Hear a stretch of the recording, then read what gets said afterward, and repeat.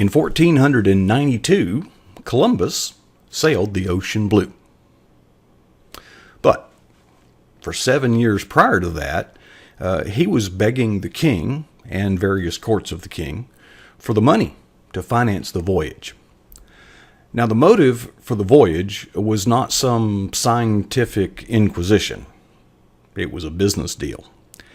You see, Columbus pleaded that a maritime route to the lucrative Chinese trade would yield enormous savings, thus profits for the kingdom.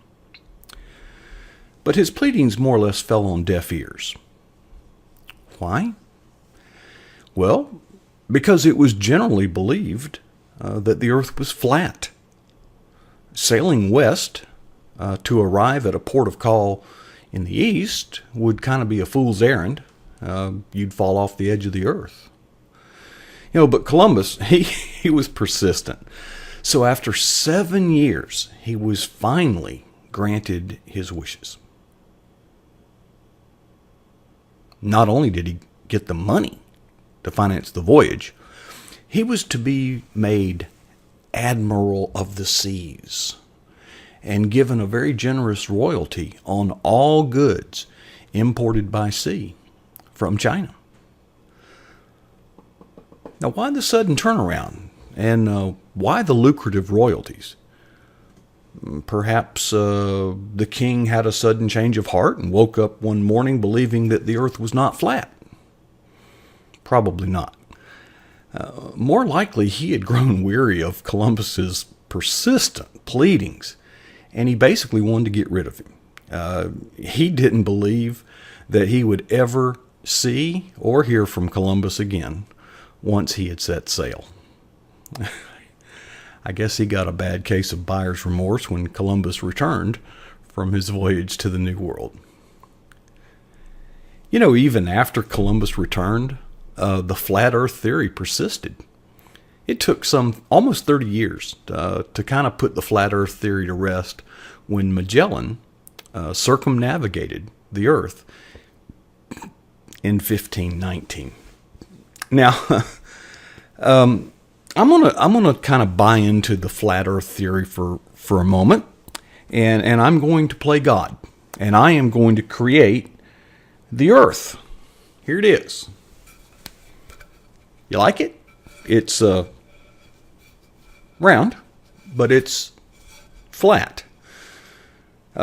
It is superior in its design because now, especially you land surveyors out there, are going to like it, because if you measure from any point to any other point, you can obtain a precise measurement because you don't have to take into account any curvature of the earth.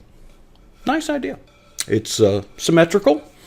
You can throw it like a disc. It travels easily. You can skip it on a pond if you want.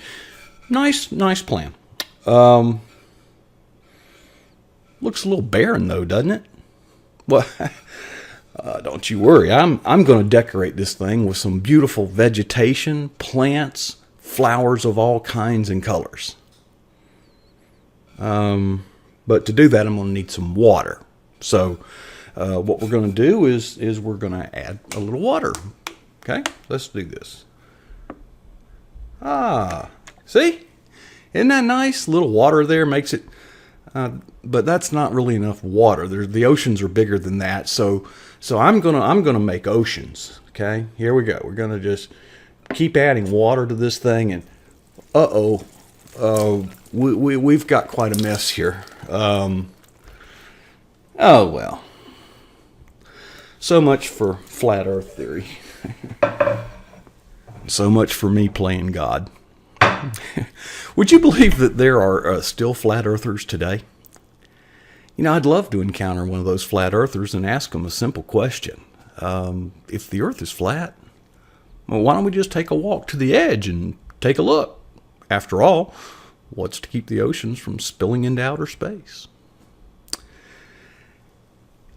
Actually, this flat earth thing was settled 3,000 years ago. Not by a scientist, but by the psalmist David. He writes in Psalm 103, verse 12, "As far as the east is from the west, So far, he has removed our transgressions from us.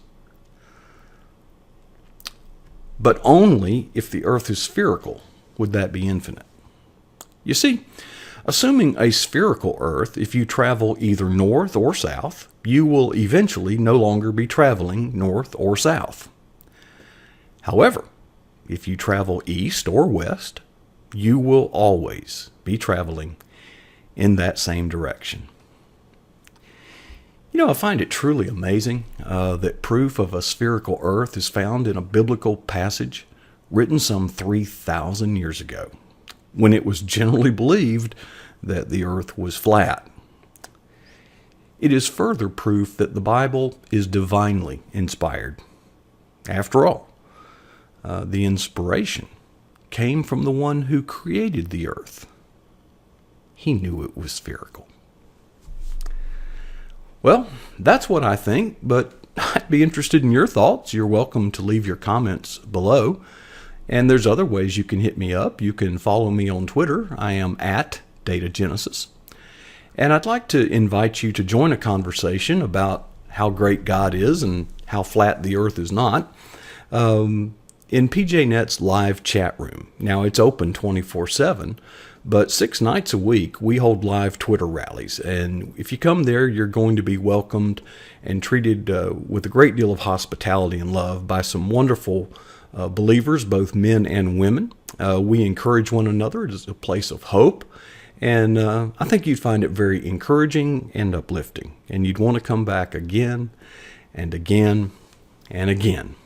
To get there, you just go to patriotjournalist.com. And when you get there, find the link to live # rallies. There's also a link to the schedule.